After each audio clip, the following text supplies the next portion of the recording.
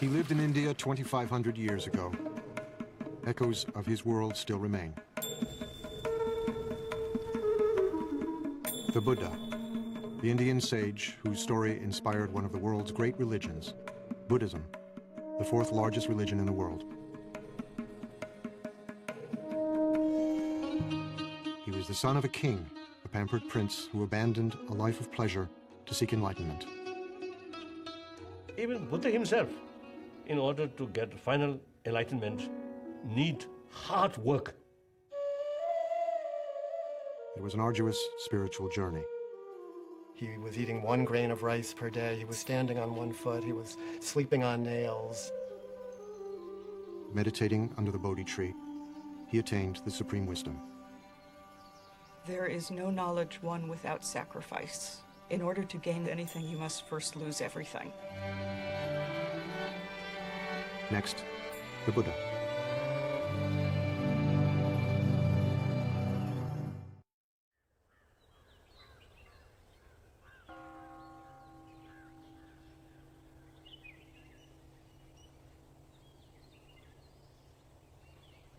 "2,500 years ago, nestled in a fertile valley along the border between India and Nepal, a child was born who was to become the Buddha. The stories say that before his birth, his mother, the queen of a small Indian kingdom, had a dream.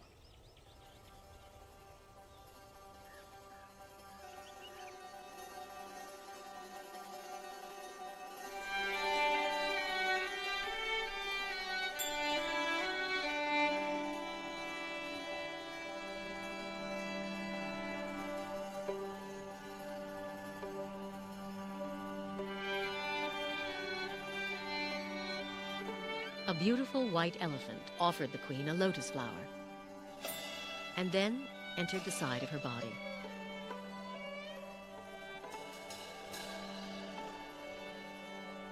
When sages were asked to interpret the dream, they predicted the queen would give birth to a son, destined to become either a great ruler or a holy man.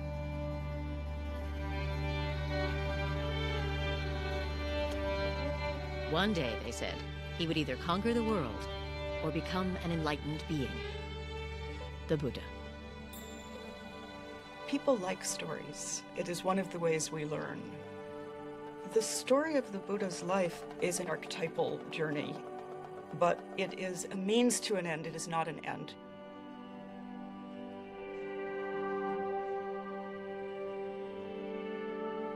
Within 10 months, as a tree lowered a branch to support her, a baby boy was born, emerging from her side. 7 days later, the queen died.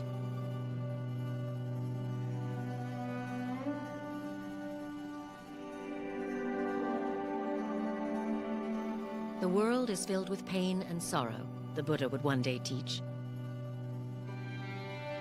But I have found a serenity, he told his followers, that you can find too.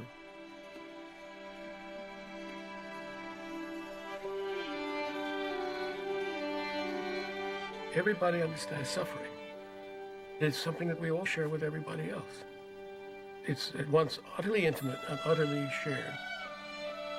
So Buddha says that's a place to begin. That's where we begin. No matter what your circumstances, you will end up losing everything you love, you will end up aging, you will end up ill. And the problem is that we need to figure out how to make that all be all right. What he actually said was that life is blissful. There's joy everywhere, only we're closed off to it.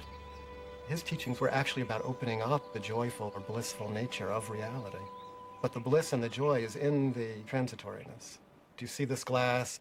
I love this glass. It holds the water admirably. When I tap it, it has a lovely ring. When the sun shines on it, it reflects the light beautifully.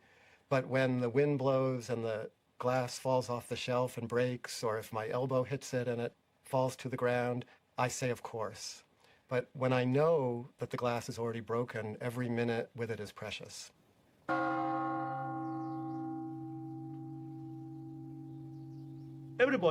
Every human being wants happiness. And Buddha, he acts like a teacher. You are your own master. Future, everything depends on your own shoulder. Buddha's responsibility is just to show the path. That's all. The Buddha can shine out from the eyes of anybody. Inside the buffeting of an ordinary human life, at any moment what the Buddha found, we can find.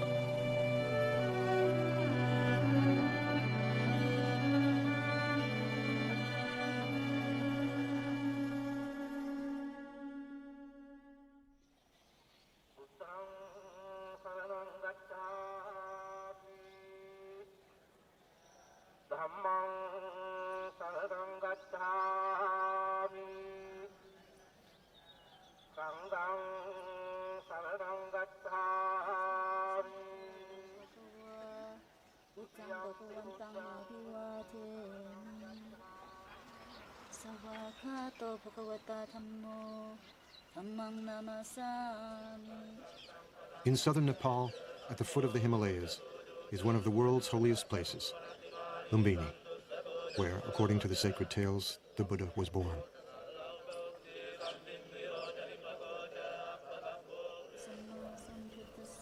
Today, Buddhist pilgrims from all over the world make their way here to be in the presence of the sage whose life story is inseparable from centuries of anecdotes and legends.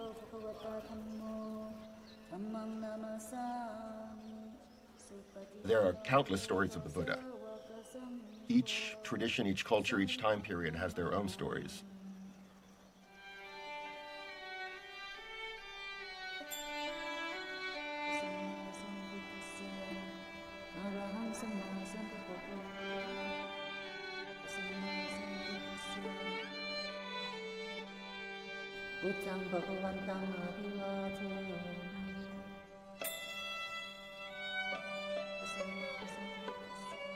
We have lots of visual narratives and artwork from all over Buddhist Asia. But the first written material, actually, the first biography, say, of the Buddha, really, we don't see that before about 500 years after his death. For the first few centuries, Buddhist narrative was oral.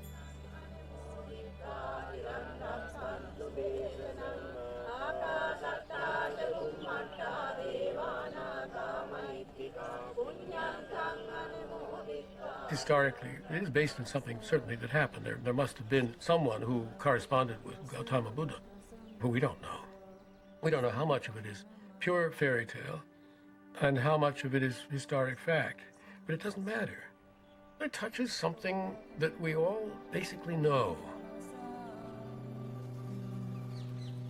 The relevance of it is in the message of the story, the promise of the story. Like any good story, it has a lot to teach. So the story of his life, then, is a beautiful way of telling the teaching. He who sees me sees the teaching, the Buddha said. And he who sees the teaching sees me.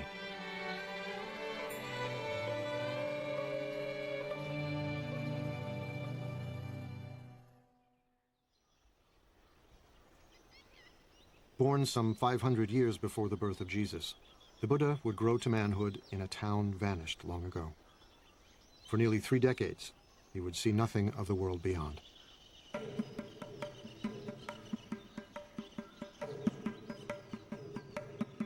The tales say he was the son of a king, raised in a palace with every imaginable luxury. He was called Siddhartha Gautama, a prince among a clan of warriors. When I was a child, he said, I was delicately brought up, most delicately.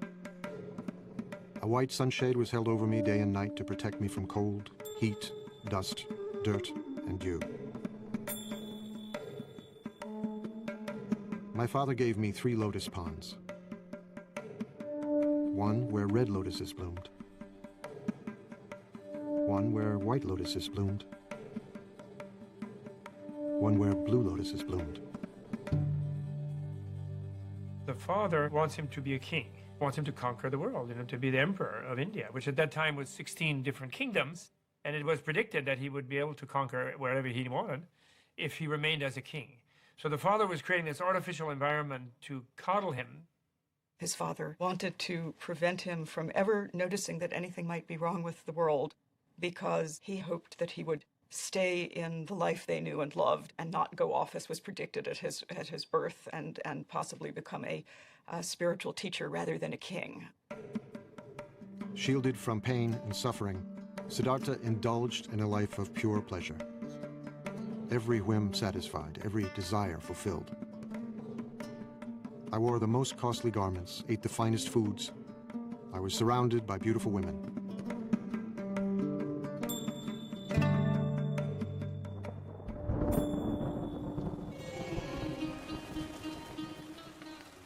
During the rainy season, I stayed in my palace, where I was entertained by musicians and dancing girls.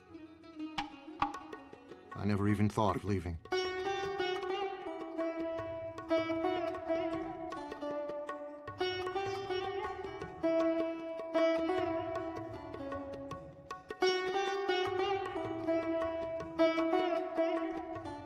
When he was 16, his father, drawing him tighter into palace life, married him to his cousin. It wasn't long before they fell in love. He was totally in love with her. There is a story that on their honeymoon, which was about 10 years long, at one time they rolled off the roof that they were making love on while in union, and they fell down but landed in a bed of lotuses and lilies and didn't notice they had fallen. And so, the stories say, he indulged himself for 29 years, until the shimmering bubble of pleasure burst. His father does everything he can to never let him leave, never let him see the suffering that life is. But one day he goes outside and he's traveling through the kingdom and he has the first of 4 encounters. He sees an old man and he asks his attendant, and the attendant says, "Oh, that's change. One doesn't always stay young and perfect." Then, on the next tour outside, he sees a sick man and doesn't quite understand what it is. He asks his attendant, and the attendant says, "Oh, that happens to all of us." Everybody gets sick, and don't think you are a prince, you will not get sick. Your father will get sick, your mom will get sick, everybody will become sick. Then he sees that it isn't just a sick person, in fact, it's universal, and something is stimulated inside of him, so he keeps getting the chariot driver to take him out, and he sees, horror after horror. And on his 3rd trip outside, he meets a corpse. And he recognizes impermanence and suffering and death as the real state of things. The world that he had been protected from, shielded from, kept from seeing. And he was shocked. He was shocked, and he realized, this is my fate too. I will also become old. I will also become ill. I will also die. How do I deal with these things? These are universal questions in any human being's life. What it's like to be in a body inside of time and our fate, and how do we navigate that? It really is a tale of the transformation from a certain naive, innocent relationship to your own life to wanting to know the full story, wanting to know the full truth. And then the 4th trip outside, he sees a spiritual seeker, someone who has decided to live a life completely other than his life in order to escape from impermanence, suffering, and death. So he has this sort of traumatic encounter with the pain and suffering of life. We try to protect our children. We don't want to let our children see all the pain that's in the world. But at a very early age, at a time before he could remember anything, at a time before there was conceptual thought, he already suffered the worst kind of loss that one could suffer. Suddenly and mysteriously, his mother died when he was a week old. So something tragic happened, right at the beginning.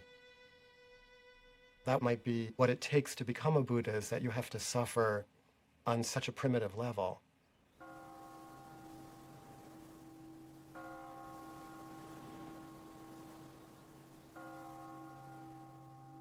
29 years old, profoundly troubled, Siddhartha was determined to comprehend the nature of suffering. He resolved to leave the palace. His wife had just given birth to a baby boy. Siddhartha called him Rahula, fetter. He names his son Fetter. He names his son Ball and Chain. This is the fetter that will keep me tethered to this life.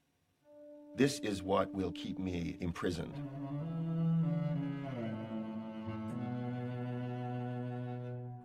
Late one summer evening, Siddhartha went into his wife's room. A lamp of scented oil lit up. His wife lay sleeping on a bed strewn with flowers, cradling their newborn son in her arms. He gazed from the threshold, deep in thought. If I take my wife's hand from my son's head and pick him up and hold him in my arms, it will be painful for me to leave.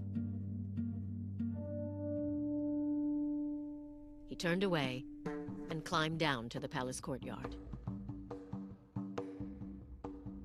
His beloved horse, Kantaka, was waiting. As he rode toward the city's northern wall, he leapt high into the air. Mara, the tempter god of desire, was waiting.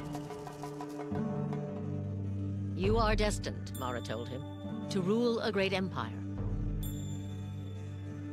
Go back, and worldly power will be yours.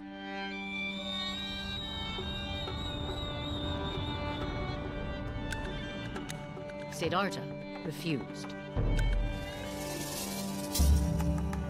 He left grief and probably absolute puzzlement and dismay in the hearts of wife, in the infant son who was innocent and yet was suddenly fatherless, and of course his own father. But there is no knowledge won without sacrifice.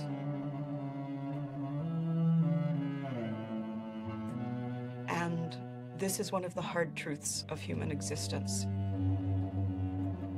In order to gain anything, you must first lose everything.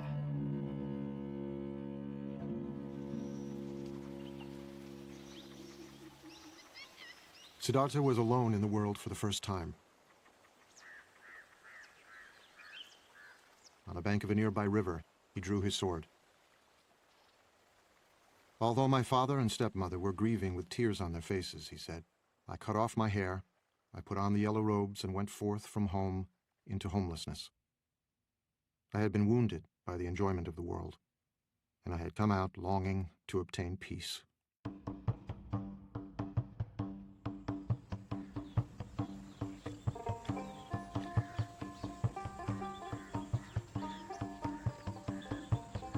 Siddhartha wandered south toward the holy Ganges River.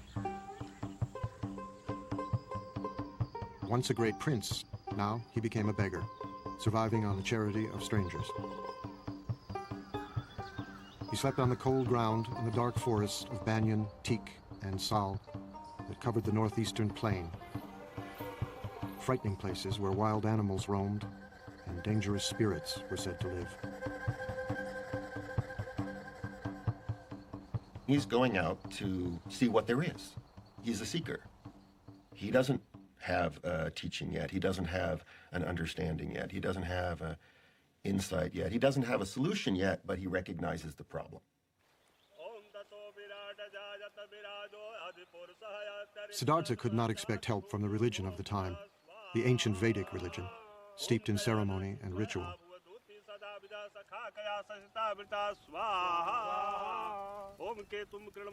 Some of its rituals still live on in ceremonies conducted by Hindu priests who chant Vedic formulas more than 2,500 years old.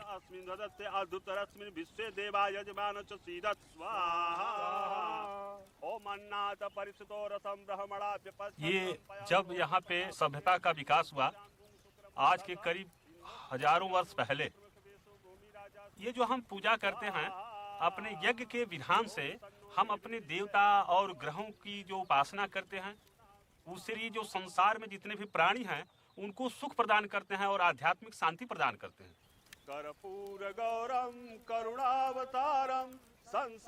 For centuries, the Vedic rituals had commanded respect for the gods and inspired conviction.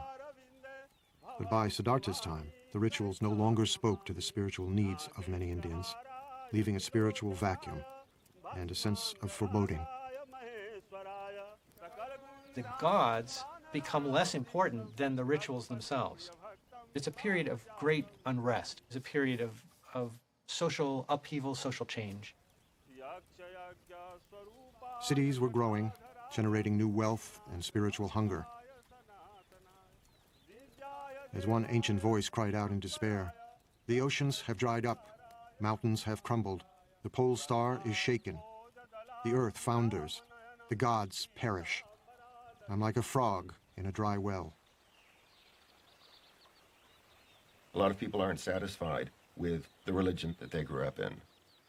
And when Prince Siddhartha decides to give up his life, he's doing something that lots of other people were doing.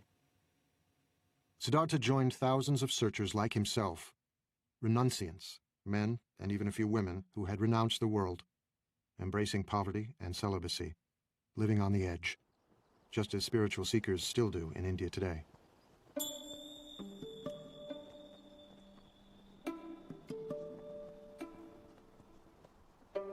Now, at this time in India, there are lots of renunciants out there.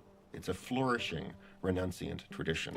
There are many different people who have given everything up and practice austerities and meditate in order to escape from the cycle of death and rebirth.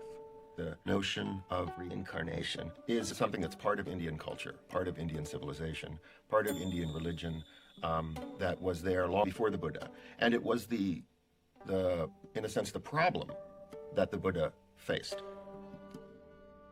Suffering didn't begin at birth and finish with death. Suffering was endless. Unless it was possible to find a way out, become enlightened, become a Buddha. In his time, there was a sense of death not being final, but of death leading inexorably to rebirth, and of suffering beings bound to the wheel of death and rebirth.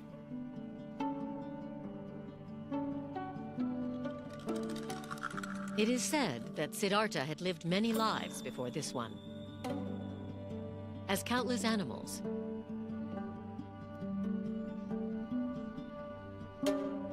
innumerable human beings,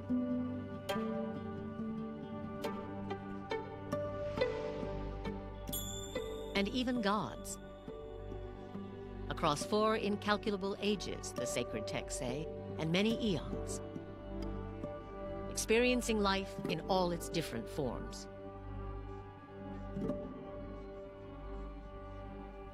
Siddhartha's previous lives, many eons, sometimes as a human being, sometimes as an animal, but then gradually, you see his practice becoming more higher and higher and deeper and deeper.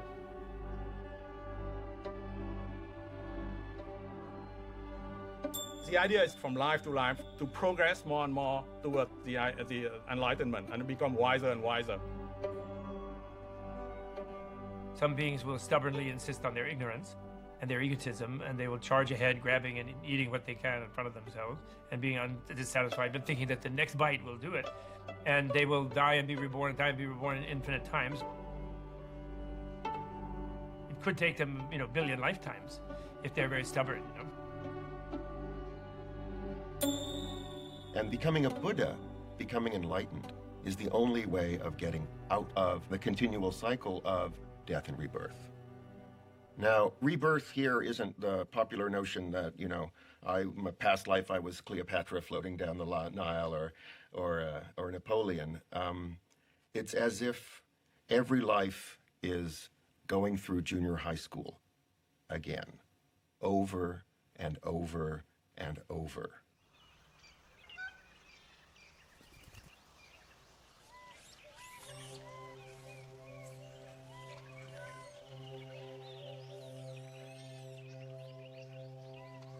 With the authority of the priests worn thin and wisdom seekers like Siddhartha roaming the countryside, holy men emerged, teaching their own spiritual disciplines.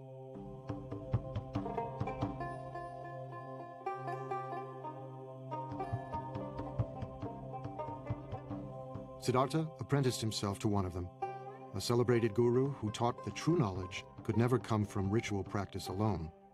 It was necessary to look within. You may stay here with me, the guru told him. A wise person can soon dwell in his teacher's knowledge and experience it directly for himself. Siddhartha set himself to learn the rigorous practices the guru prescribed. The teachers of the time are already teaching forms of yoga and meditation, teaching that the self-reflective capacity of the mind can be put to use to tame the mind, to tame the passions. That was already established in India. And there were probably so many schools of yoga and meditation in those days, just as there are now.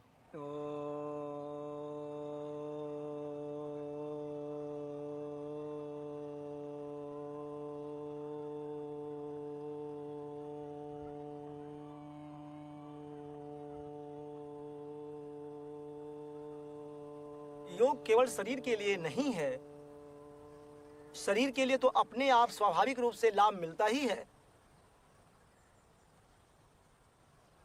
योग का जो मुख्य लक्ष्य है कि हम समाधि को प्राप्त कर जाएं।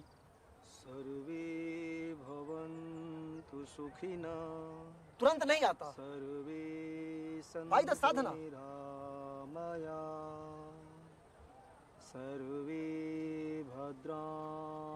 Although yoga appears to focus on controlling the body, it is in fact an ancient spiritual discipline, a form of meditation, harnessing the energies of the body to tame the mind.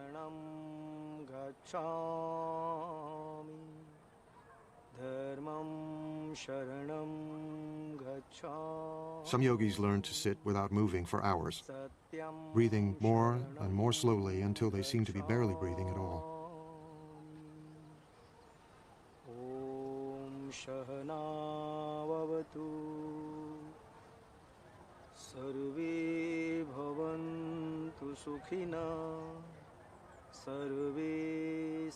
All kinds of trance states are possible through meditation.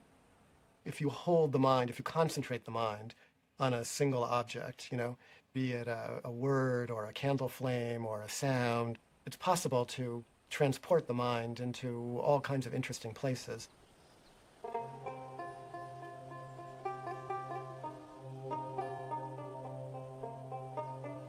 The person who was to become the Buddha was very good at all of those practices. He was a super student, doing these practices, taking them to their limit, and no matter what he did in these practices, he was still stuck in the pain that he set out with.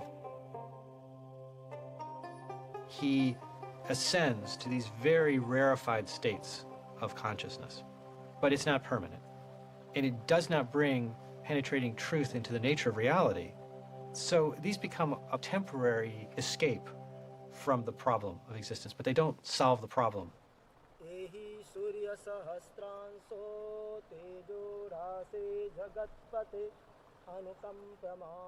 Siddhartha apprenticed himself to another popular guru, but the results were the same. The thought occurred to me, he said later. This practice does not lead to direct knowledge, to deeper awareness. Disenchanted, he left this master too.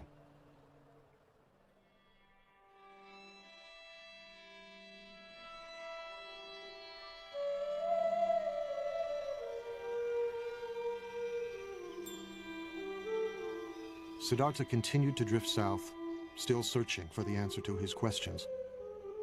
Why do human beings suffer? Is there any escape?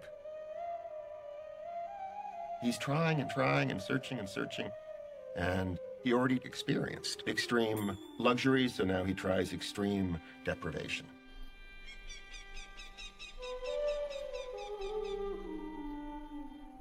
Among the renunciants, asceticism was a common spiritual practice, punishing the body as a way to attain serenity and wisdom. Siddhartha fell in with 5 other ascetics, and soon was outdoing them in mortifying the flesh, subjecting his body to extremes of hardship and pain.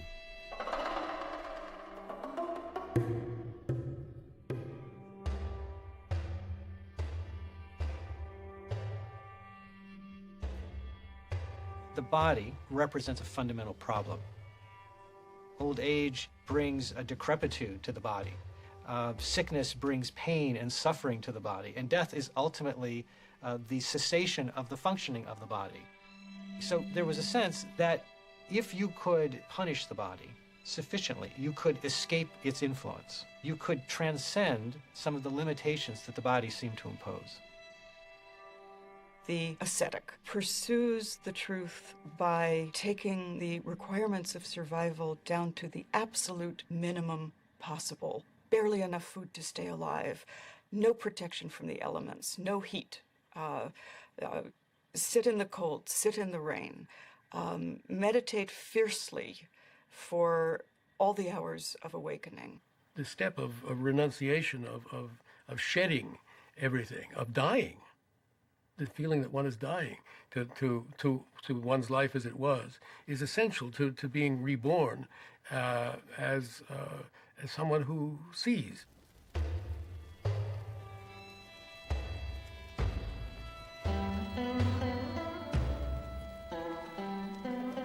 Ascetics can still be seen in India, firm in the belief that by subduing the flesh, they can gain spiritual power. सत्य क्या है? एक time भोजन लेने में 24 घंटे में एक सेकंड अपने को प्रत्यक्ष बता देता है कि सत्य क्या है. हाँ, छोड़ दिया 16 उम्र में. इसलिए सोचता हूँ कि हर चीज मोह नहीं रखता. ये मार्ग जो आगे बढ़ने के लिए इसमें मैं मोह नहीं रखता. मोह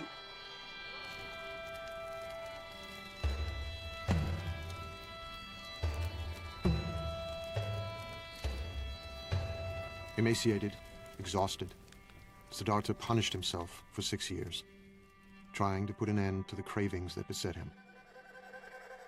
He tortures himself, trying to destroy anything within himself that he sees as bad. The spiritual traditions of that time said you can be liberated if you eliminate everything that's human, everything that's coarse and vulgar, every bit of anger, every bit of desire. If you wipe that out with force of will, then you can go into some kind of transcendental state. And the Buddha tried all that, and he became, the most anorectic of the anorectic ascetics. He was eating 1 grain of rice per day. He was drinking his own urine. He was standing on 1 foot. He was sleeping on nails. He did it all to the utmost.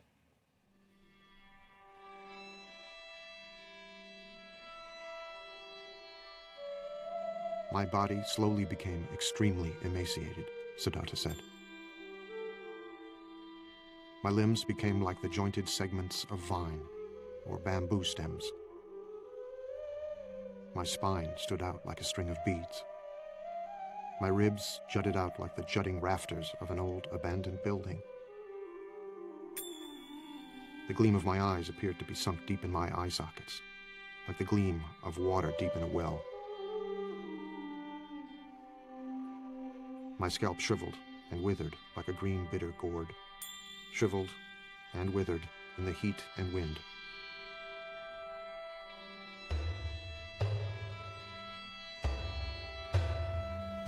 What he was trying to do was pushing his body to the most extreme that he could. But then he realized that from that, he cannot gain what he wants. Trying to torture the body becomes too much. The whole attention is given to the body, nothing else. He surrendered himself completely to the hard training that he was given. And what he discovered, having tried this completely for many years, was that he had not answered his question. It hadn't worked. He was on the verge of death, dying, unawakened, when he remembered something. He remembered a day when he was young and sat by the river with his father, and the perfection of the world as it was simply gave itself to him. Years before, when Siddhartha was a small boy, his father, the king, had taken him to a spring planting festival.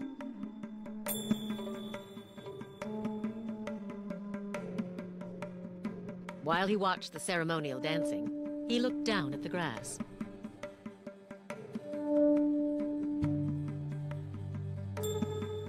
He thought about the insects and their eggs, destroyed as the field was planted. He was overwhelmed with sadness. One great taproot of Buddhism is compassion, which is the deep affection that we feel for everything because we're all in it together, be it other human beings, other animals, the planet as a whole, the creatures of this planet, the trees and rivers of this planet. Everything is connected.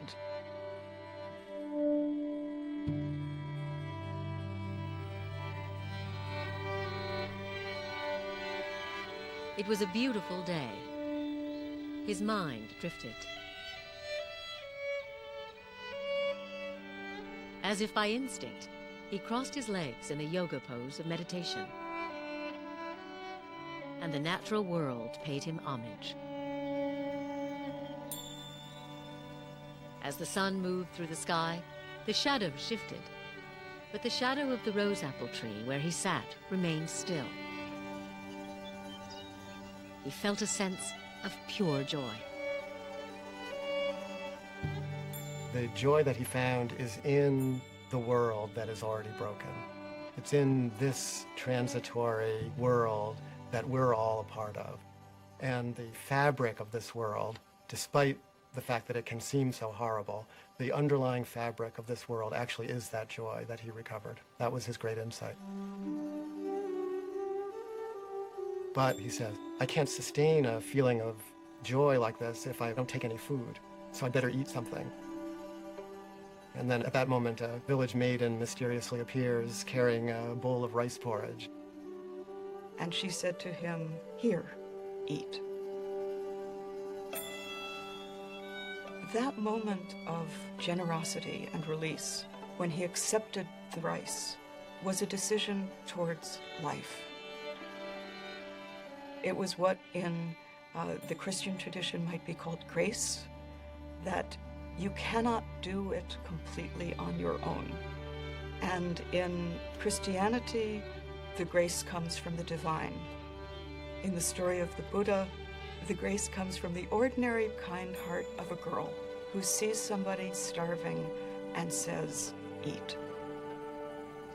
And there's something beautiful. Whenever I remember that story, it makes me so happy because I see the heart of Buddha as the person he was, like the Siddhartha.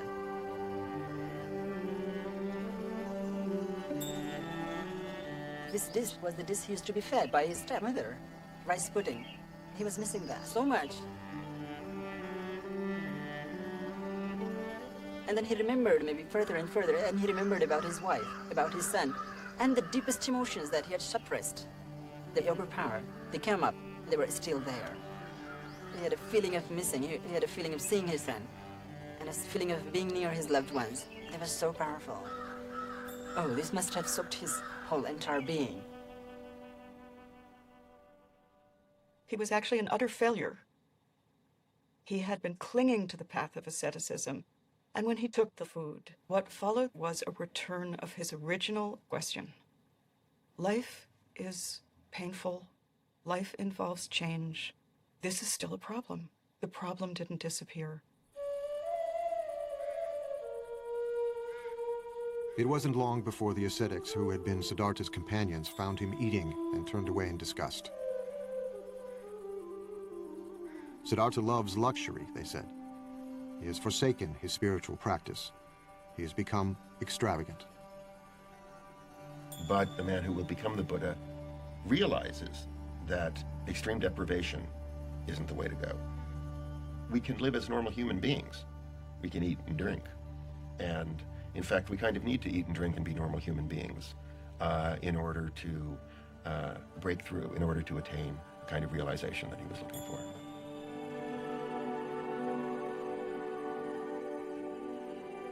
Siddhartha had put his faith in two gurus.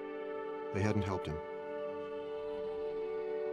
He had punished his mind and body. That had almost killed him. Now, he knew what he must do. To find the answer to his questions, he would look within and trust himself.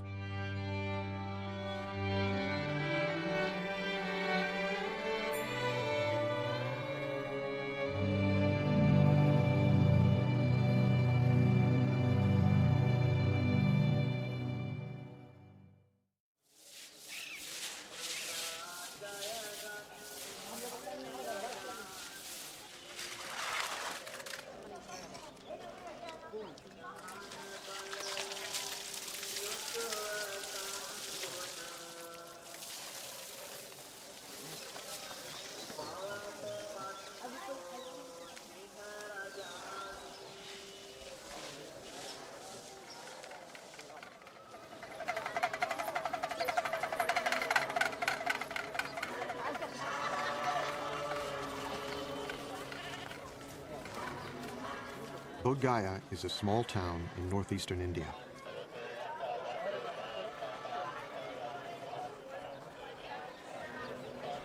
Throngs of pilgrims have come here from all over the world for more than 16 centuries.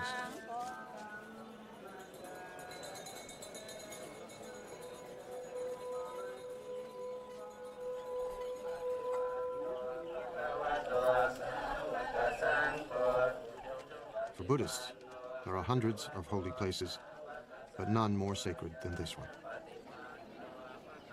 Bodh Gaya is the sacred point from which the Buddhist faith radiates. Some pilgrims travel great distances, reciting prayers and prostrating themselves every step of the way.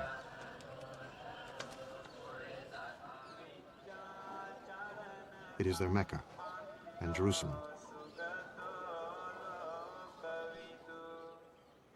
Their Holy of Holies is not the imposing temple beside them, but a simple fig tree, Ficus religiosa, the Bodhi tree. The tree, it is said, is descended from the Buddha's time.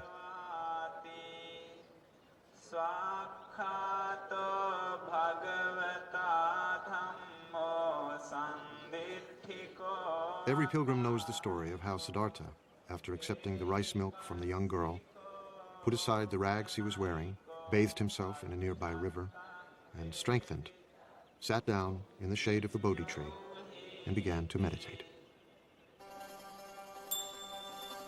It was springtime. The moon was full. Before the sun would rise, Siddhartha's long search would be over. He sat down under a Bodhi tree in the shelter of the natural world in all of its beauty and fullness. And he said, "I will not move from this place until I have solved my problem." Let my skin and sinews and bones dry up, together with all the flesh and blood of my body, he said. I welcome it. But I will not move from this spot until I have attained the supreme and final wisdom. All at once, Mara, Lord of Desire, rose to challenge him.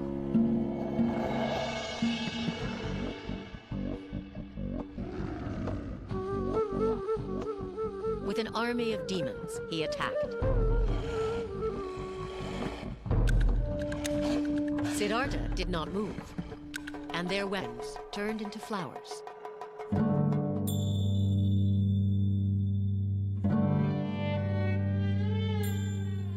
Mara is the ruler of this realm of desire, this world that we all live in. And what he's afraid Siddhartha is going to do when he attains enlightenment and becomes the Buddha is conquer that world. That is, he's going to do away with desire. He's going to wreck the whole game. Mara did not give up. He sent his 3 daughters to seduce him.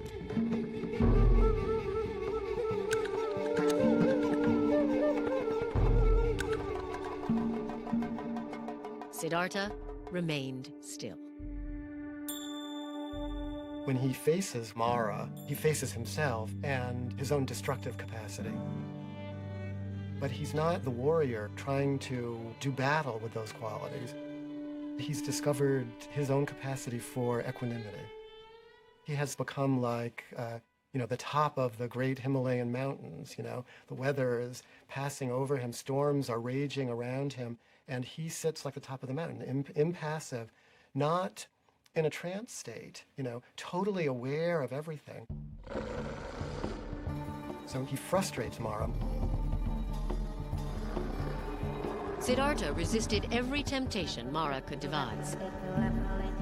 The Lord of Desire had one final test. He demanded to know who would testify that Siddhartha was worthy of attaining ultimate wisdom, and his demon army rose up to support him.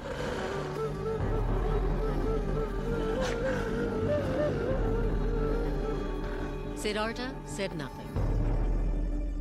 He reached down and touched the ground, and the earth shuddered.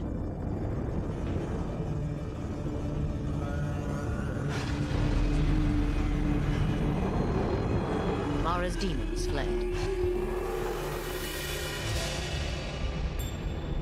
The Buddha reaches down and with his finger touches the earth. He says, "The earth is my witness." He said, "Mara, you are not the earth. The earth is right here, beneath my finger." And the earth is what we're talking about. Accepting the earth, not owning the earth, not possessing the earth, but the earth just as it is. Abused and exploited and despised and rejected and plowed and mined, spat on and everything else, you know. It's still the earth, and we owe everything to it.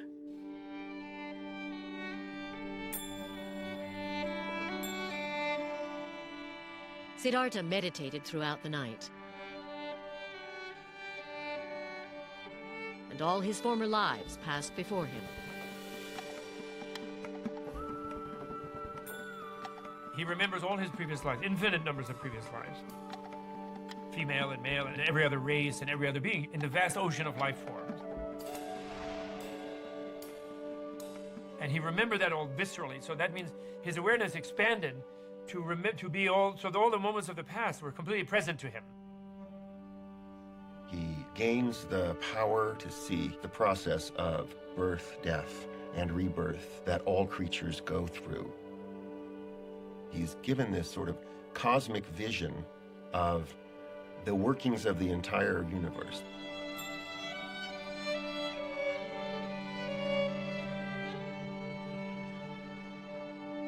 As the morning star appeared, he roared like a lion. My mind, he said, is at peace. The heavens shook, and the Bodhi tree rained down flowers. He had become the awakened one, the Buddha.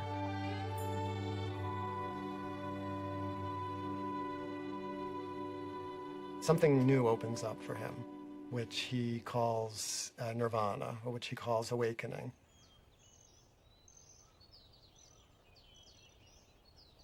He said, "At this moment, all beings and I awakened together."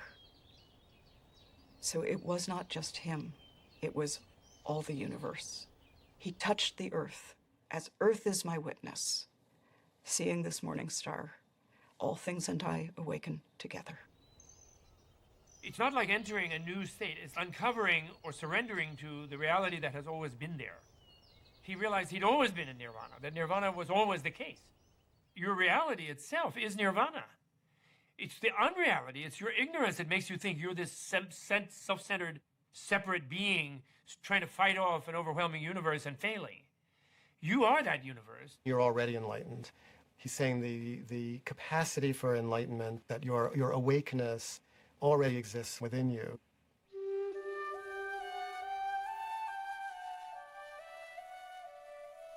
Nirvana is this moment seen directly. There is nowhere else than here. The only gate is now. The only doorway is your own body and mind. There's nowhere to go. There's nothing else to be. There's no destination. It's not something to aim for in the afterlife. It's simply the quality of this moment. Just this room where we are. Pay attention to that. Pay attention to who's there. Pay attention to what isn't known there. Pay attention to what is known there. Pay attention to what everyone is thinking and feeling. What you're doing there, and pay attention. Pay attention.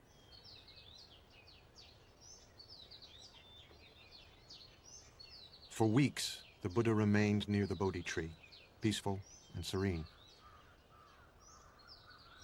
He was tempted to retire into a profound solitude, instead of trying to teach others what it had taken him 6 long years to discover for himself.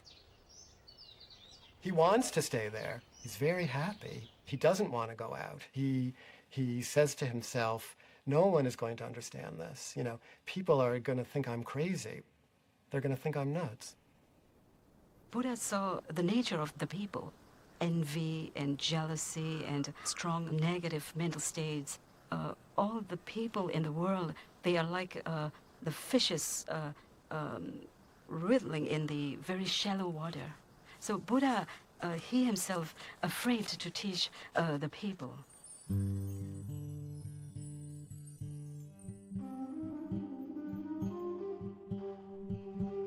myth is that a god comes to the Buddha. Brahma comes on his knees and says, please, we need you. Why don't you try talking about what you just understood? Because the world needs it. The gods need it and the men need it, you know? People need it. And then Buddha decided to give his teachings. Because of a great compassion. It's not an ordinary compassion.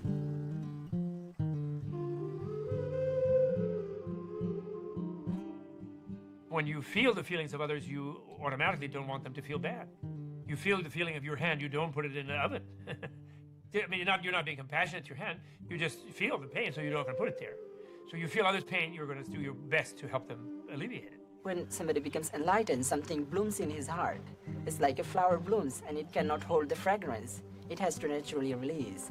So it's like he naturally had to release his radiance. He has to share this joy that was in his heart. 35 years old, the Buddha would devote the rest of his life to bringing his teachings, the Dharma, the fundamental laws of all things, into the world. But as he had feared, it would not be easy. As he set off to share what he had learned, he met a wandering ascetic. "Who is your guru?" the ascetic asked him. The Buddha said he had no guru, that he had attained enlightenment on his own. "It may be so," the ascetic said, and walked away. On his first attempt to teach, the Buddha had failed. Buddha meets someone who doesn't see anything special about him, because the awakened Buddha doesn't look any different from anybody else. He is ordinary. Buddhism is not about being special. Buddhism is about being ordinary, and it is not about the continual exudation of bliss. It is about walking a normal human life with normal human beings, doing normal human things, and this reminds you that you yourself might be a Buddha at this moment. The person you're looking at might be one. It's an interesting practice. Just each person you see as you walk down the street, Buddha, Buddha, Buddha, Buddha, Buddha.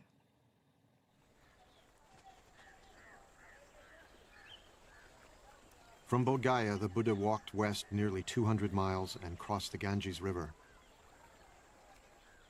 He was still searching for a way to explain to others what he feared was unexplainable, the path to the enlightenment he himself had experienced.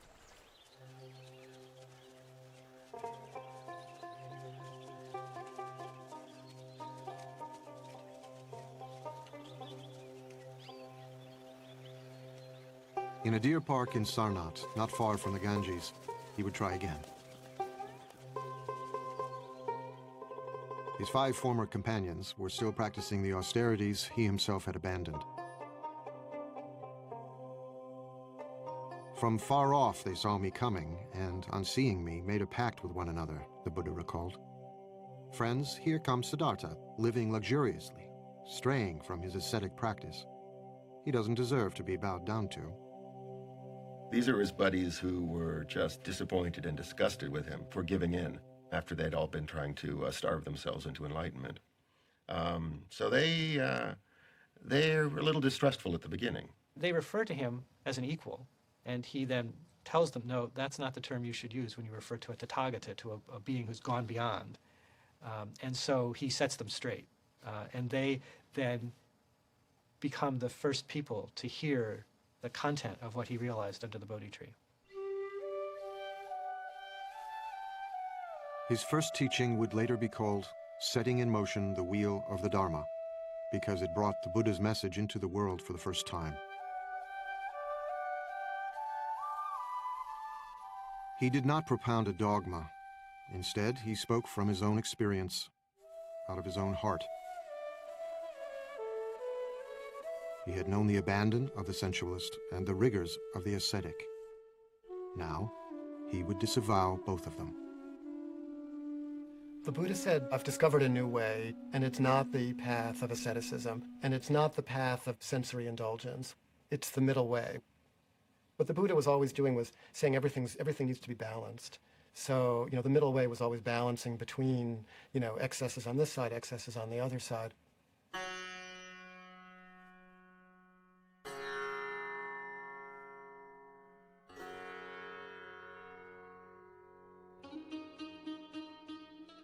Fair goes the dancing when the sitar is tuned. Tune us the sitar, neither high nor low, and we will dance away the hearts of men.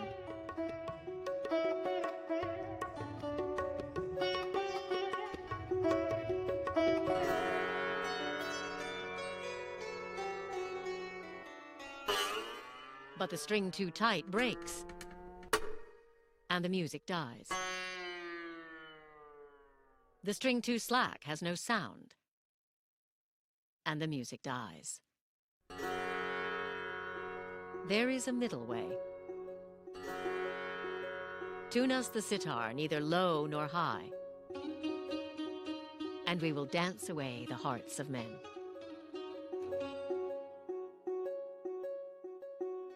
The path to enlightenment lay along the middle way, the Buddha taught, and the ascetics listened. Now he would answer the question that 6 years before had provoked his spiritual journey, the question of suffering. Buddhists don't have a creation story. There is no creator deity. It's not really of interest. It's not an issue. What's of interest is the problem of human suffering and the solution to human suffering. Pretty much everything else, right, is beside the point. The Buddha's analysis of suffering came in the form of what have come to be called the Four Noble Truths. There is no commandments or anything. The first noble truth is that there is suffering in this world. Generally, this suffering has been mistranslated. Suffering is not entirely accurate to the word that the Buddha probably used. It means something closer to dissatisfaction, that, we're never quite happy, and if we are, that's gone in an instant anyhow. And he says that this suffering, this unsatisfactoriness, doesn't arise by itself. It has causes. Our own mind causes it.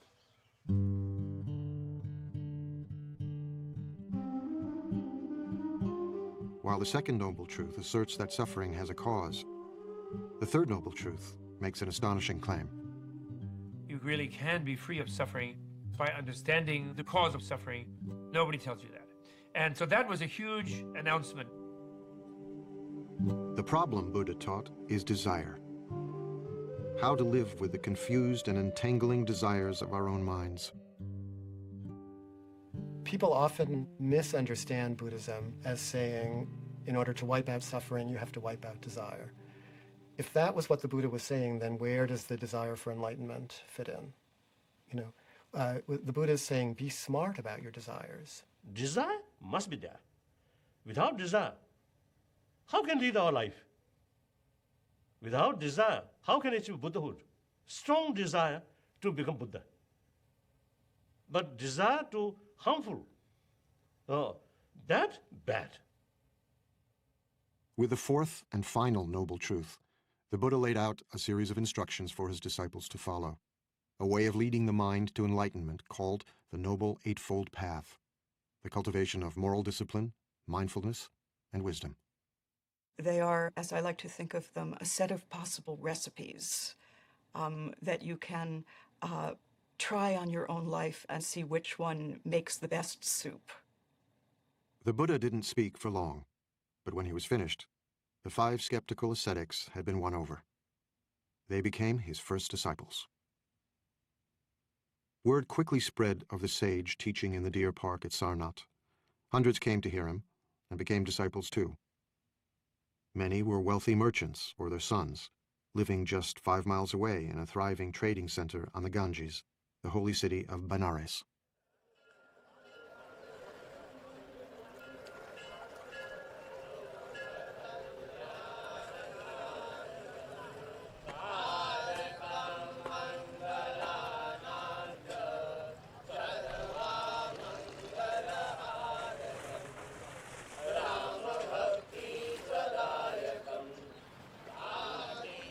Today, Benares is the most sacred city in all of India, as it has been for millennia.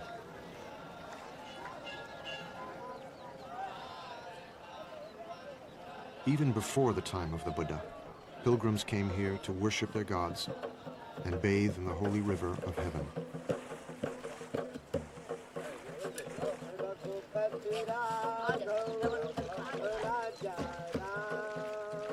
You see people purifying themselves, bathing in the Ganges. You see priests performing rituals.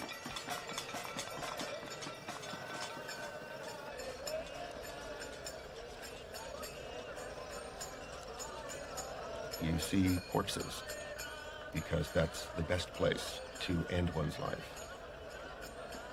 So you see going on there a great range of religious activity, and much of it of the type that does go back to the Buddha's time.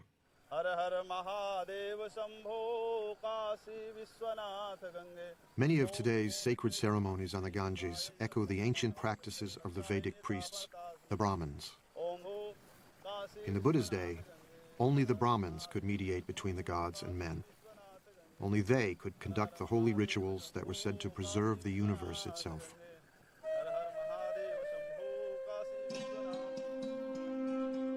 The Brahmin priests stood at the pinnacle of a rigid social hierarchy, a sacred system of caste. Beneath them were the warriors, the caste to which the Buddha belonged. Below them were farmers. At the bottom were the servants, and still lower, outcasts. Those social groups are not merely social conventions, but rather they're hardwired into the nature of the universe.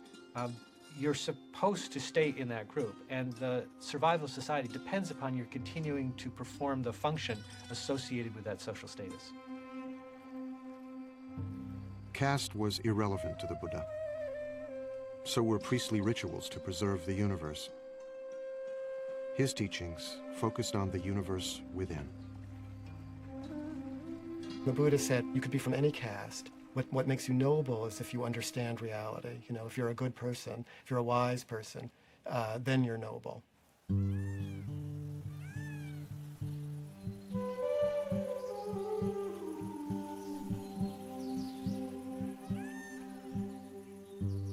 In time, a devoted gathering of monks formed around the Buddha at Sarnath, near the Ganges.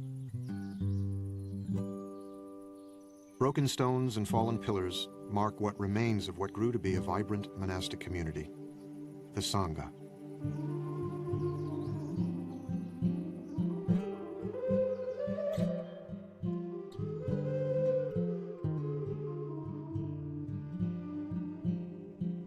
It took the Buddha many, many years to find his way, but he didn't want it to be so hard for people. And so he established a community who could live together and help one another.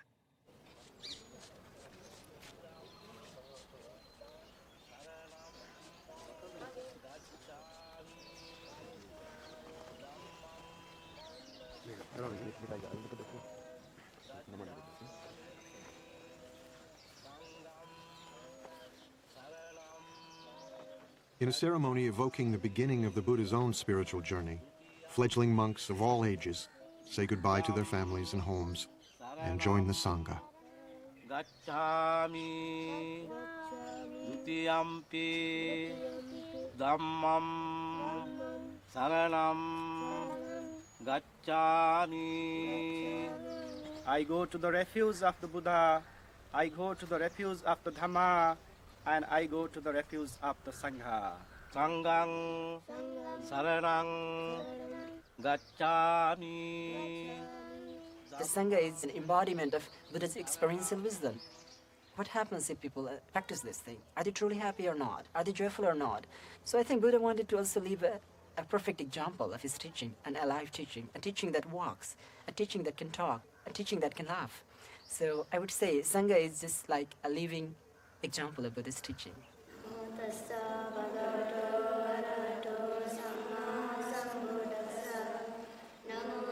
The first Sangha was a radical institution, open to people of every caste and remarkable for the times in which the Buddha lived, to both men and women. The Buddha was part of a culture deeply suspicious of women.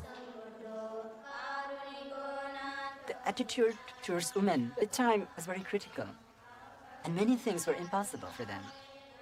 So that was a very revolutionary thing to do that in that times of India.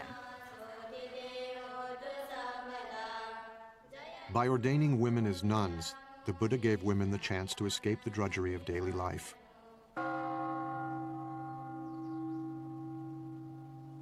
Life was so hard for most women that entering the Sangha was a liberation, as we know from their ecstatic, heart-rending poems. So freed, so thoroughly freed am I from my pestle, my shameless husband and his sunshade making, my moldy old pot with its water snake smell. Aversion and passion I cut with a chop. Having come to the foot of a tree, I meditate, absorbed in the bliss. What bliss?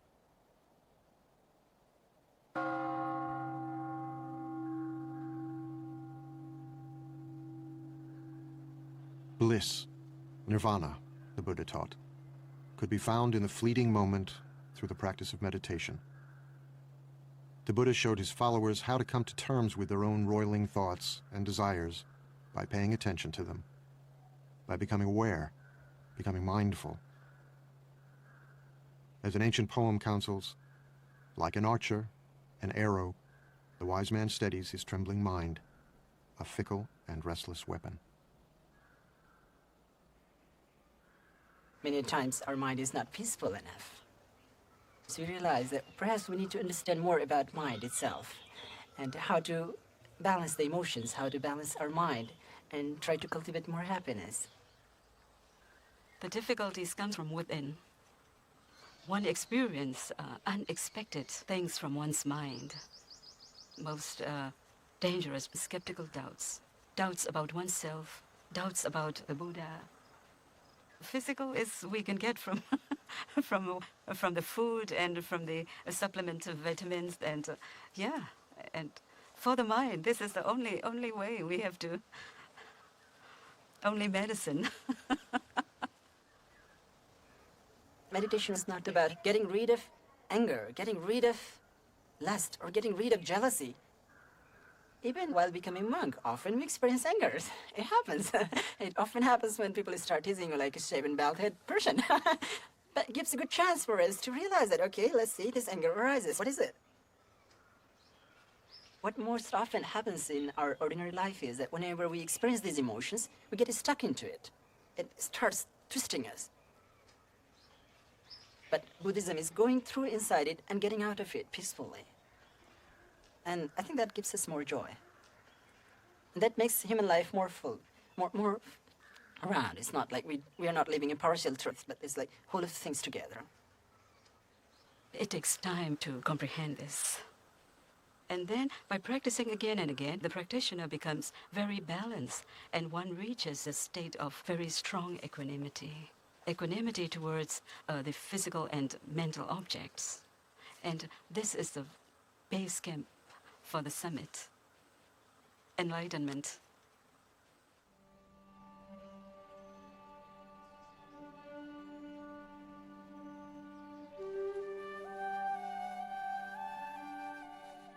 After washing my feet, a disciple said, I watched the water going down the drain.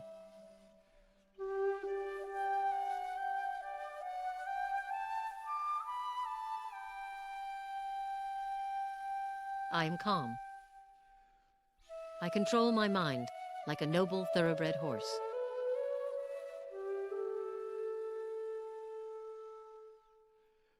Taking a lamp, I enter my cell. Thinking of sleep, I sit on my bed. I touch the wick, the lamp goes out. Nirvana. My mind is freed.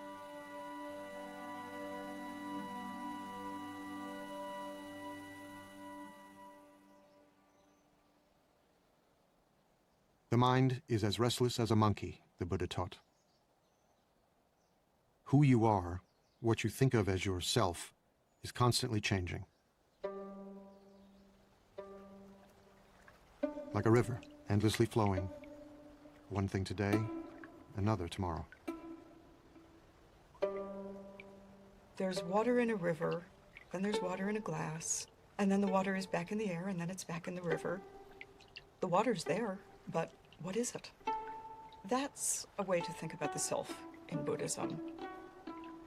One moment you're angry, the next moment you're laughing. Who are you?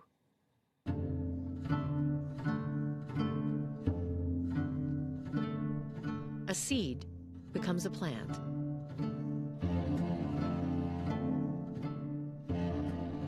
Wisps of grass are spun into a rope.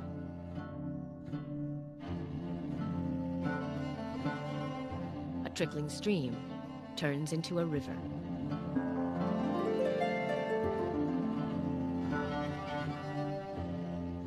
The self comes and the self goes. Simply notice how from one moment to another, yourself is actually not as much the same as we think it is. What the Buddha realizes is that if we can get rid of this fundamental misunderstanding of the nature of the self based on egotism, we won't cling to things. We won't screw up everything we do because we're thinking about it in the wrong way. Once you stop centering your feelings about your feelings on yourself, what naturally arises is simple compassion. Compassion for your own suffering, compassion for the suffering of others. Even the most abstract of the Buddha's teachings had a practical, ethical dimension. Compassion, the Buddha taught, comes from understanding impermanence, transience, flow, how one thing passes into another, how everything and everyone is connected. When this is, that is. From the arising of this comes the arising of that. When this isn't, that isn't. From the cessation of this comes the cessation of that. This is always connected to that. Everything is connected to everything else. You never live by yourself. You live always within a family, a society, a culture. You constantly interact with other people all the time. So our happiness depends on their happiness as well. How can we be happy if we are the only one happy in just an island of happiness within an ocean of misery? Of course, that's not possible. Compassion stirred the Buddha to send his monks out into the community. Sworn to chastity and poverty, they wandered the roads, bringing the Buddha's teachings into the world.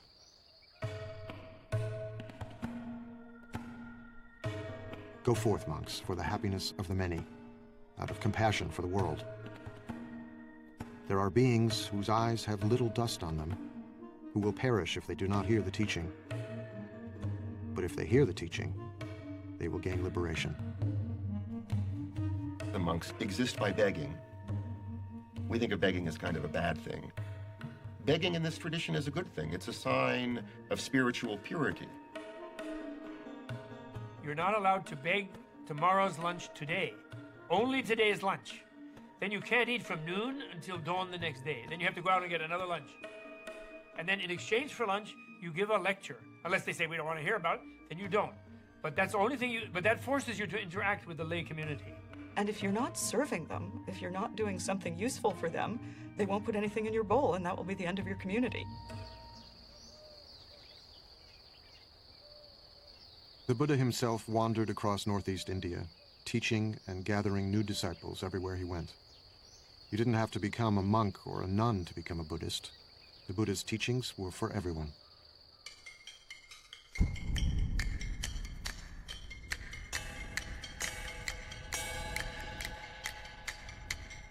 Everything is burning.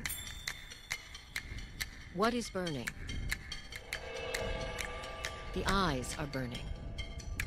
Everything seen by the eyes is burning.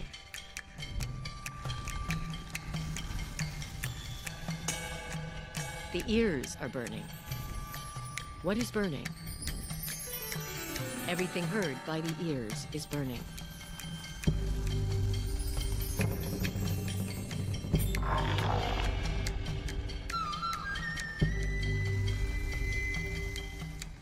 The nose is burning.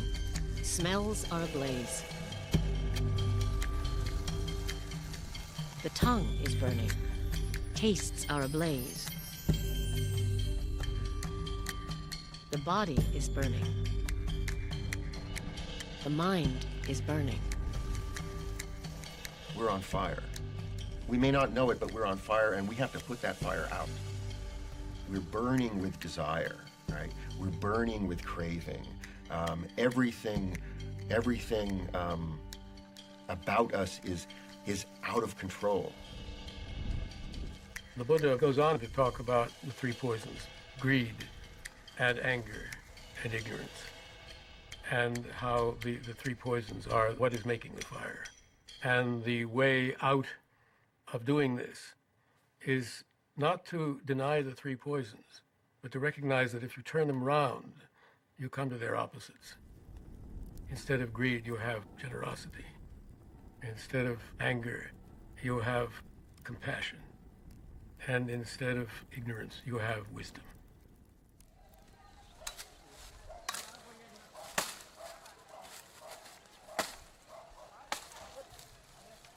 I can give my teachings in brief, the Buddha said. I can teach in detail. It is those who understand that are hard to find. There are stories of people coming to the Buddha and saying, I am leaving your teaching because you have not told me about whether there is a life after death or whether there is another world. And the Buddha says, did I ever say that I would give you the answer to these things? No, Lord, you didn't. Why do you think that I never said that I would give you the answer to these things? Because these are not the things that you need to know. The thing that you need to know is how to deal with suffering. Because at this very moment, what made you ask that question was suffering. The Buddha was, above all, a pragmatist. He did not expect his followers to agree with everything he said. He encouraged them to debate and argue, to challenge him. Buddhists say, my follower should not accept my teaching out of devotion, but rather your own experiment. Even Buddha himself, in order to get final enlightenment, need hard work. So investigate based on reason, through logical investigation. If something contradicts in the Buddha's own word, then we have the right to reject that. As the Buddha gathered more and more followers, stories spread of his miracles, which mixed the marvelous with the mundane. One story tells how 500 pieces of firewood split at the Buddha's command.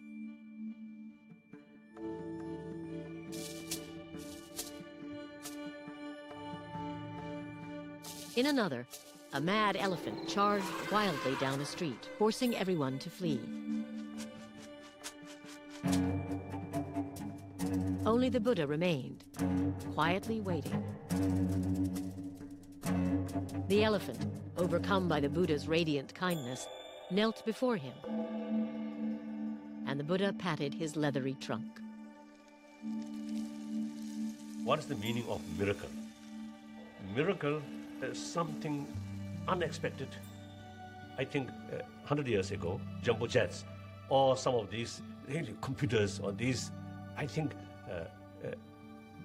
in their eye, this is something miracle. Because miracle is something cannot understand. So now, I think within this century, we may find some new ideas or new facts. So far, we spend all our energy and time for research on matter, not internal world. This skull, small space, but a lot of mysterious things still there. The great field of knowledge is as tiny as the Earth is in the universe. I mean, it's a speck. And the universe is what we don't know. And it will always be that way. However much we find out, it will still be that way. Because the unknown is vastly, it's unspeakably greater than anything we will ever know.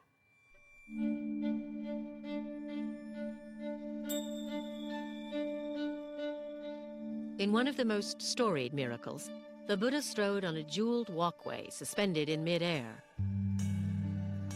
while streams of water spouted and flames flashed from his body, shooting out to the very edge of the universe.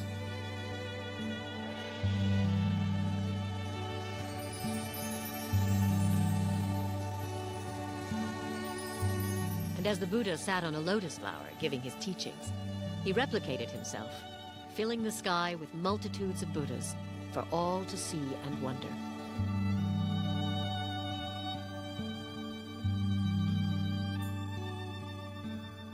Do we believe that literally? Does it matter whether we believe it literally? What many of those miraculous stories are about is the sheer wonder of it all. The very fact that the whole of unknown time and space has led to this very moment when we're sitting here talking to, when we are sitting here talking to each other, is utterly miraculous. Sitting here in a room, having had a cup of coffee, having taken it out of a beautiful blue and white porcelain mug, what could be more miraculous than that?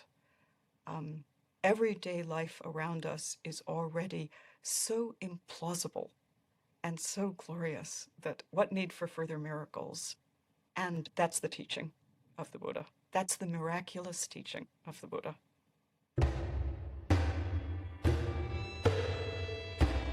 Violence, the Buddha taught, always leads to more violence. To the slayer comes a slayer. To the conqueror comes a conqueror. He who plunders is plundered in turn. War was endemic in the Buddha's age, ravaging northeast India again and again. Although kings and their ministers sought his counsel, the Buddha offered no grand political vision. He was powerless to stop the killing and the fighting. Even the men, women, and children of his former kingdom were massacred by a marauding king, forced into pits and trampled by elephants.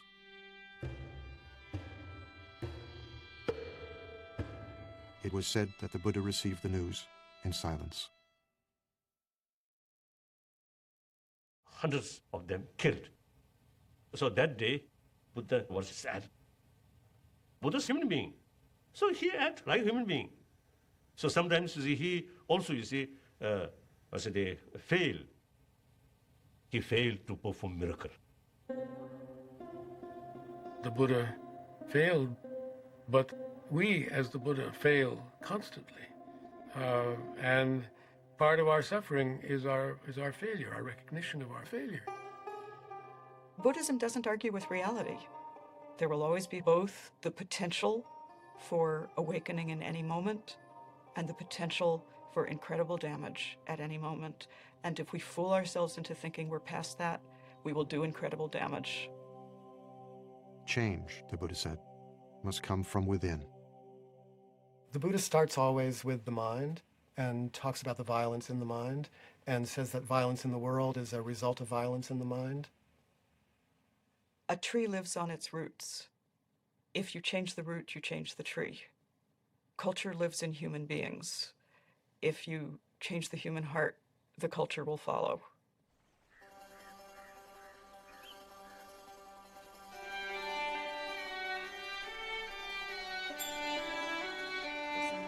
For decades, the Buddha shared his teachings all across northeastern India.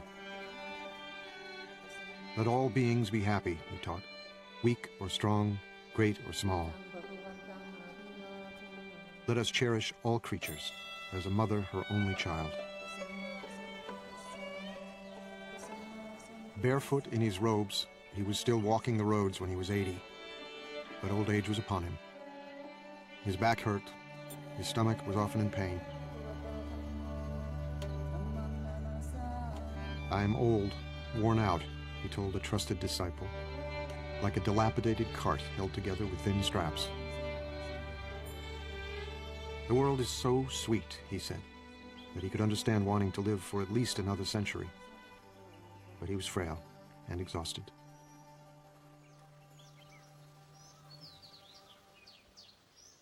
He became ill near Kushinagara, a remote village near the border of Nepal, when he was offered a meal which would prove deadly. The food was spoiled. He ate what was offered to him, and it said that he knew it was bad, but he took it anyway because it was offered and didn't want the person who offered it to feel bad because it was his time.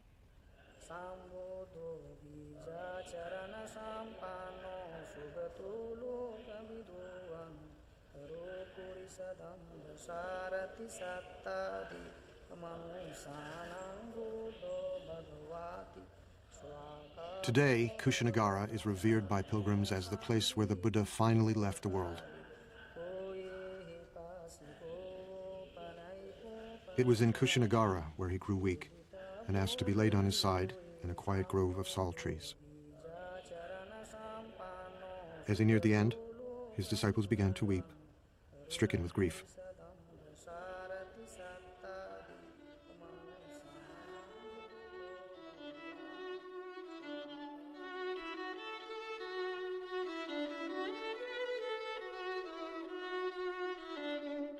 But the Buddha reassured them. All things change, he said. Whatever is born is subject to decay. He's saying this is a natural process. He tells his disciples, use this time, use the energy here, even this, for your own awakening. So he used even his own death and their sadness as a time to remind them of what their real task was. What he's actually doing is inviting those who are close to him into the experience. I don't think the Buddha's teaching in any way argues against grief or sadness or loss. The teachings, if they make any sense, have to make sense in ordinary circumstances, in ordinary lives. And in ordinary lives, we grieve when we lose. We grieve. When it hurts, we say, ouch.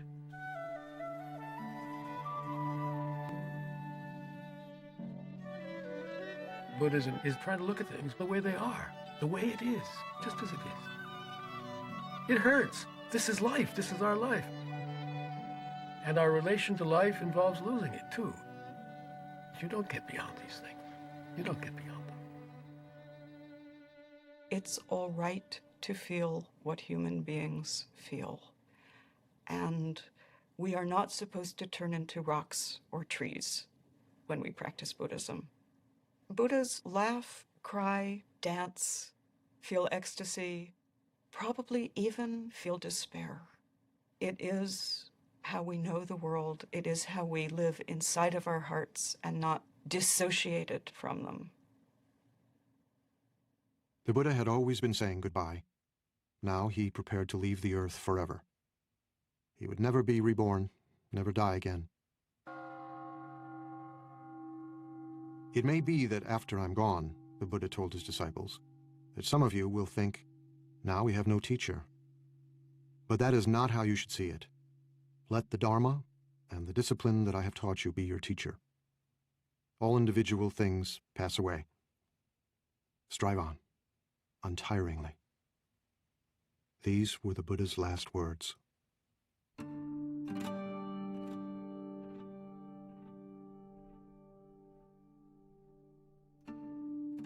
The Buddha died peacefully.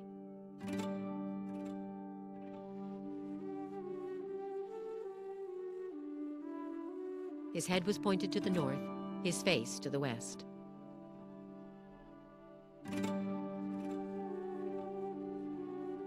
The stories tell how the earth shook, and the trees suddenly burst into bloom. Their petals falling gently on his still body, falling out of reverence.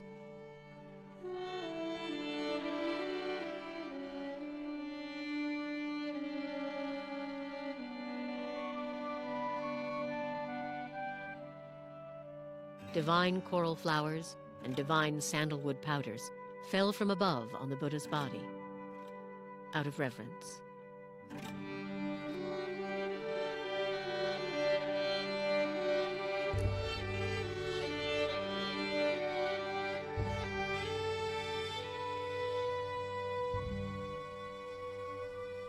His disciples were quite upset. What are we going to do without our teacher? We will be lost without our teacher. But his instruction was so simple and so clear. I am not your light. I am not your authority. You've been with me a long time now. Be your own light.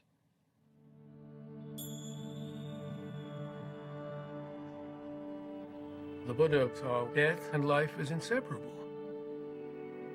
These are two sides of the same thing. Death is always with us. Death is part of a whole large unknown. And if we are unable to smile at the idea of the unknown, we're in real trouble. That's the realism that the Buddha was talking about, trying to come to terms with reality.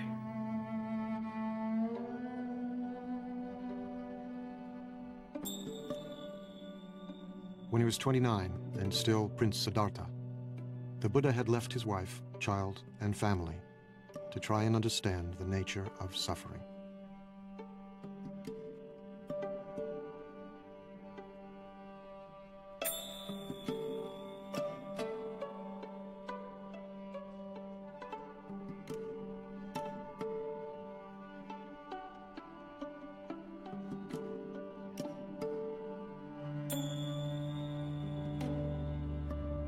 He had attained enlightenment, shared what he had learned, and left a path for others to follow.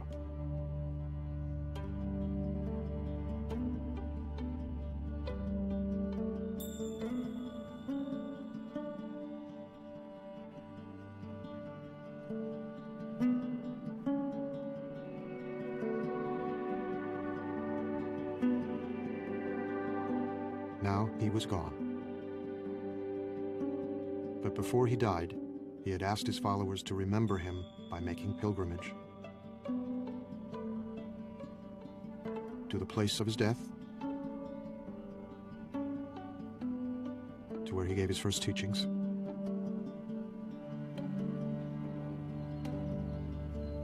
where he achieved enlightenment,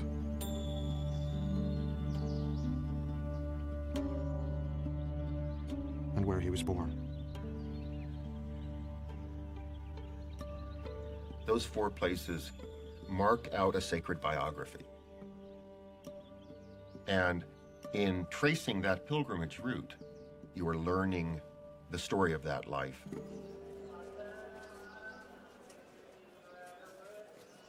At places of pilgrimage, temples were built, images were installed, and relics were enshrined. Millions of people get immense inspiration. Buddha's spirit always there. But real Buddha's holy places is within oneself. That's important. So real Buddha's sacred place we must build within ourselves. We must build within our heart.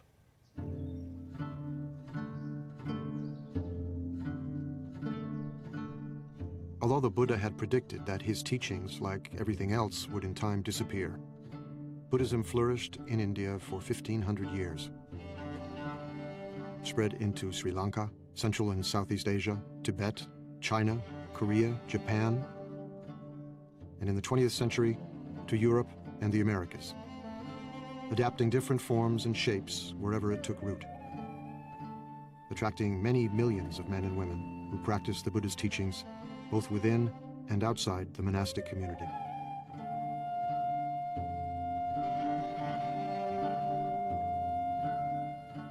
But everywhere, and in every age, the essence of the story remains the same. The Buddha said that we've turned this world into a painful place, and this world does not have to be a painful place. This world can be a world inhabited by Buddhas, but it's up to each one of us to turn ourselves into a Buddha. That's the work. If the Buddha is not you, finally the Buddha is of no interest to you. The Buddha is of such interest to you because you are the Buddha. Every sentient being, even insect, have Buddha nature, the seed of Buddha. That's the seed of enlightenment. So therefore, there is no reason to believe some sentient being cannot become Buddha. So like that. I know that there are supposed to be preserved footprints of the Buddha, which are kept in one of the sacred places in India or Nepal. And, you can stand in them. And if you stand in them, maybe you realize, 10 toes, me too.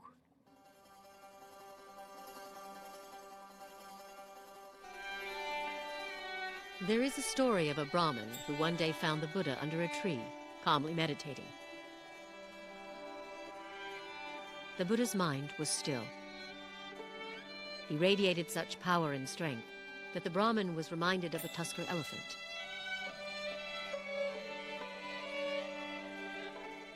The Brahmin asked him who he was. Imagine a lotus that had begun life underwater, the Buddha replied.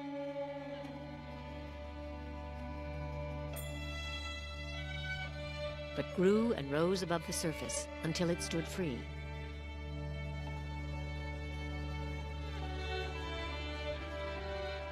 So I too have transcended the world and attained the supreme enlightenment. Who are you then? The Brahmin wondered. Remember me, the Buddha said, as the one who woke up.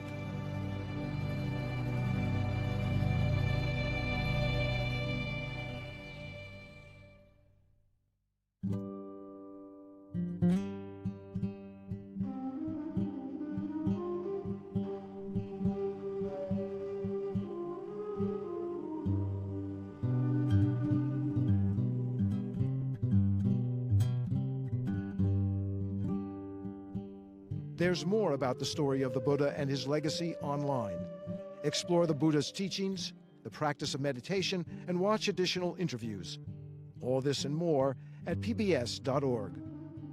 The Buddha is available on Blu-ray and DVD.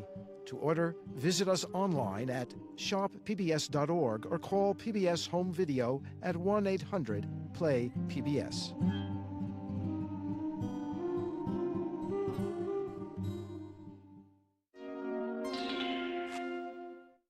Major funding for this program provided by the National Endowment for the Humanities, because democracy demands wisdom.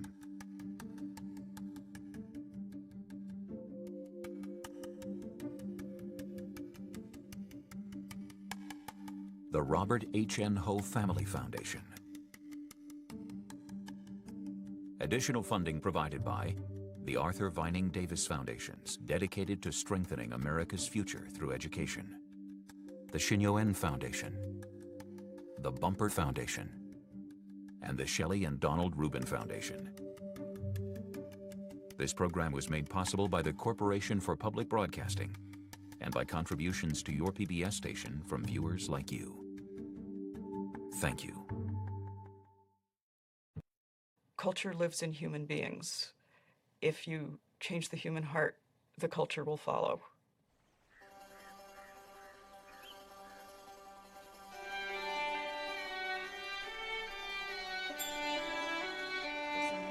For decades, the Buddha shared his teachings all across northeastern India.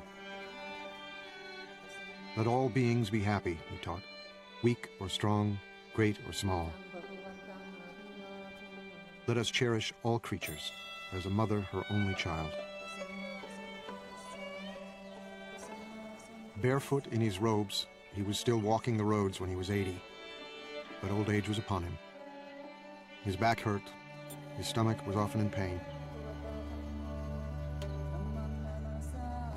I am old, worn out, he told a trusted disciple, like a dilapidated cart held together with thin straps. The world is so... One moment you're angry, the next moment you're laughing. Who are you?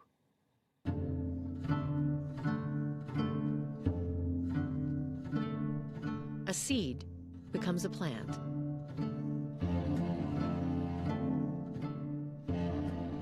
Wisps of grass are spun into a rope.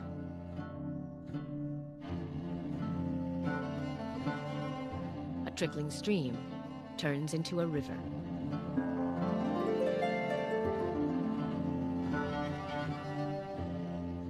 The self comes and the self goes. Simply notice how from one moment to another, yourself is actually not as much the same as we think it is.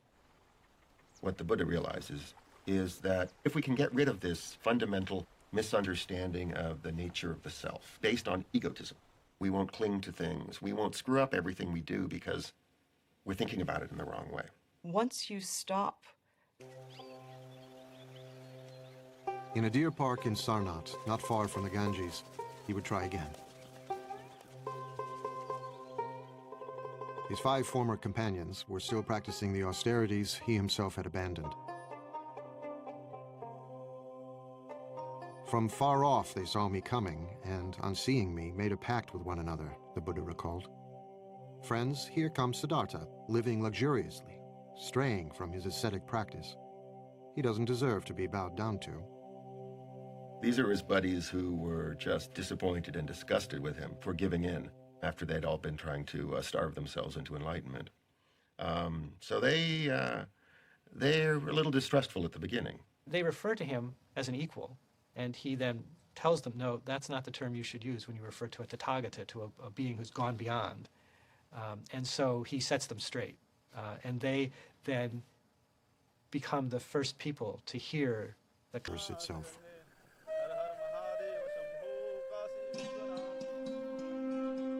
The Brahmin priests stood at the pinnacle of a rigid social hierarchy, a sacred system of caste. Beneath them were the warriors, the caste to which the Buddha belonged. Below them were farmers. At the bottom were the servants, and still lower, outcasts. Those social groups are not merely social conventions, but rather they're hardwired into the nature of the universe. You're supposed to stay in that group, and the survival of society depends upon your continuing to perform the function associated with that social status. Caste was irrelevant to the Buddha. So were priestly rituals to preserve the universe. His teachings focused on the universe within. The Buddha said you could be from any caste. What makes you noble is if you understand reality. You know, if you're a good person, if you're a wise person, then you're noble. Yes. He surrendered himself completely to the hard training that he was given. And what he discovered, having tried this completely for many years, was that he had not answered his question. It hadn't worked. He was on the verge of death, dying, unawakened, when he remembered something. He remembered a day when he was young and sat by the river with his father, and the perfection of the world as it was simply gave itself to him. Years before, when Siddhartha was a small boy, his father the king had taken him to a spring planting festival.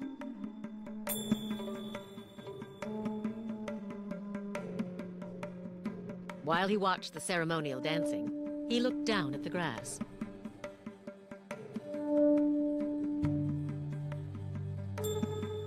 He thought about the insects and their eggs, destroyed as the field was planted. And the Buddha tried all that, and he became, the most anorectic of the anorectic ascetics. He was eating 1 grain of rice per day. He was drinking his own urine. He was standing on 1 foot. He was sleeping on nails. He did it all to the utmost.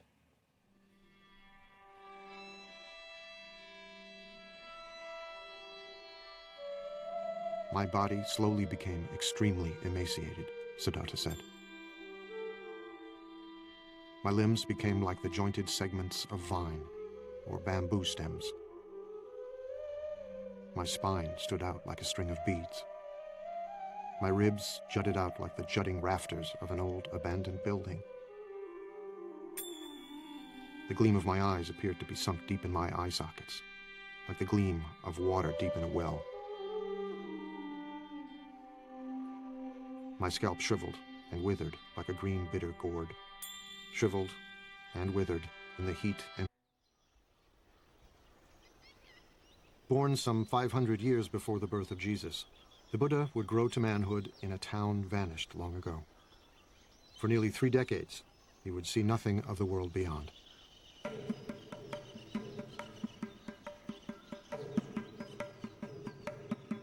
The tales say he was the son of a king, raised in a palace with every imaginable luxury. He was called Siddhartha Gautama, a prince among a clan of warriors. When I was a child, he said, I was delicately brought up, most delicately. A white sunshade was held over me day and night to protect me from cold, heat, dust, dirt, and dew.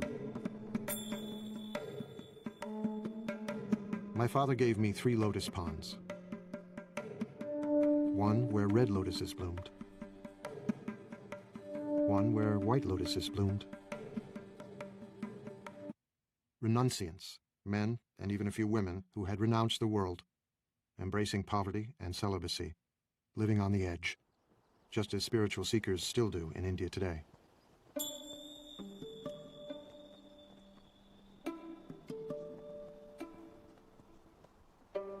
Now, at this time in India, there are lots of renunciants out there. It's a flourishing renunciant tradition. There are many different people who have given everything up and practice austerities and meditate in order to escape from the cycle of death and rebirth. The notion of reincarnation is something that's part of Indian culture, part of Indian civilization, part of Indian religion that was there long before the Buddha. And it was in a sense, the problem that the Buddha faced. Suffering didn't begin at birth and finish with death. Suffering was endless. Unless it was possible to find a way out, become enlightened, become a Buddha. In his time, there was a sense of death not being final, but of death leading inexorably to rebirth, and of suffering beings bound to the wheel of death and rebirth.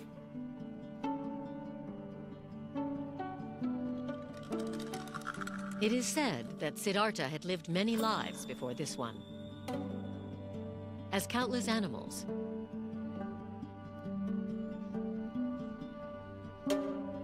innumerable human beings,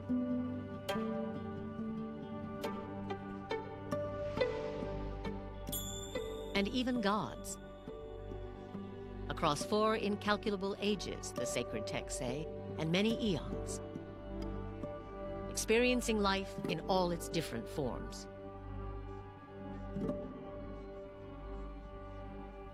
Siddhartha's previous lives, many eons, sometimes as a human being, sometimes as an animal, but then gradually, you see his practice becoming more higher and higher and deeper, deeper.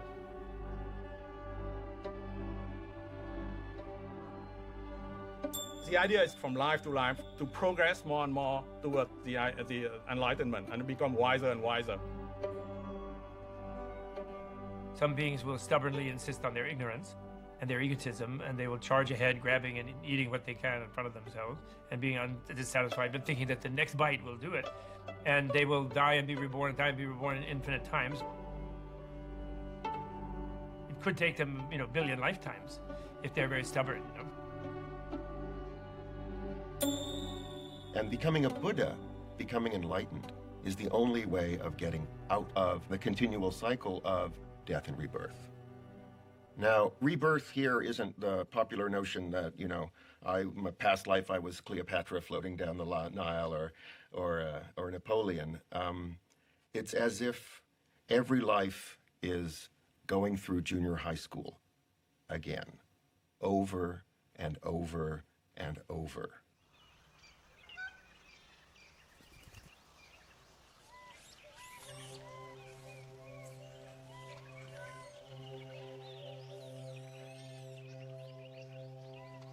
With the authority of the priests worn thin and wisdom seekers like Siddhartha roaming the countryside, holy men emerged, teaching their own spiritual disciplines.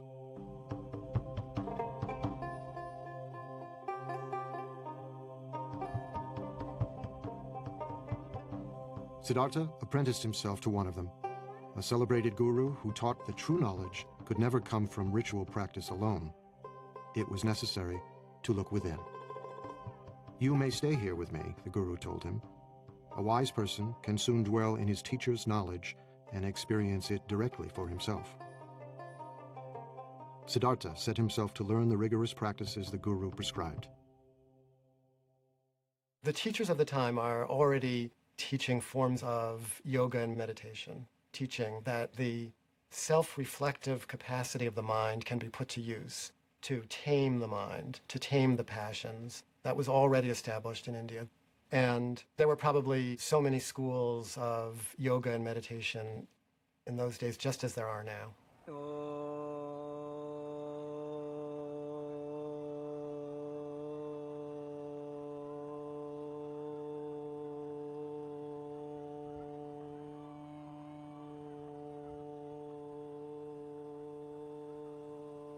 योग केवल शरीर के लिए नहीं है।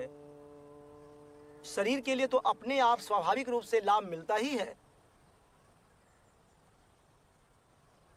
योग का जो मुख्य लक्ष्य है कि हम समाधि को प्राप्त कर जाएं। सर्वे भवन्तु सुखिनः तुरंत नहीं आता। सर्वे by the Sadhana.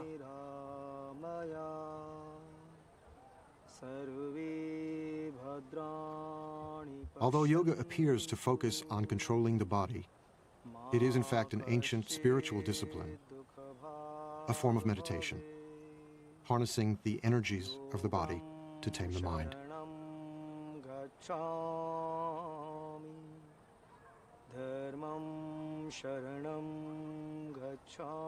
Some yogis learn to sit without moving for hours, breathing more and more slowly until they seem to be barely breathing at all.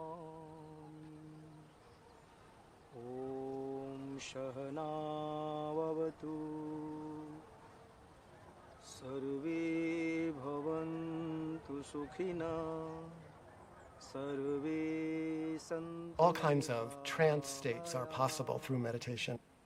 If you hold the mind, if you concentrate the mind on a single object, be it a word or a candle flame or a sound, it's possible to transport the mind into all kinds of interesting places.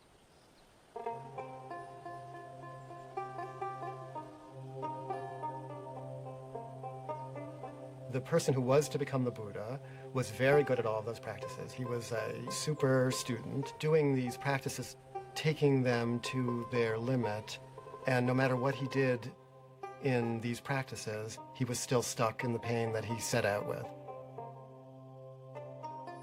He ascends to these very rarefied states of consciousness, but it's not permanent. And it does not bring penetrating truth into the nature of reality. So these become a temporary escape from the problem of existence, but they don't solve the problem.